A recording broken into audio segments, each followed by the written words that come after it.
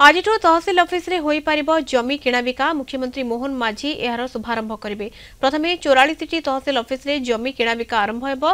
परे डिसेंबर रे बाकी 273 तहसिल रे समस्त सेवा आरंभ कराजिबो। तहसिल ऑफिस रे प्रबंधन कार्यालय खोलिबो। तहसिलदार माने प्रबंधन अधिकारी भाबरे जमी किणाबिका कार्यकारी पई दायित्व तुलाइबे।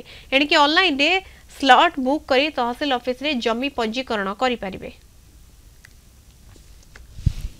तहसिल रे जमी किणाबिका कार्य मध्य आरंभ हो।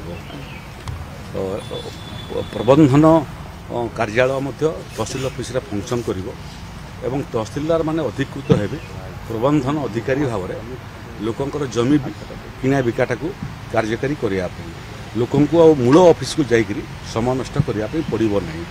ये प्रबंधन कार्यालय 44टार लॉन्चिंग हला परे मु नुआपड़ा जीवी।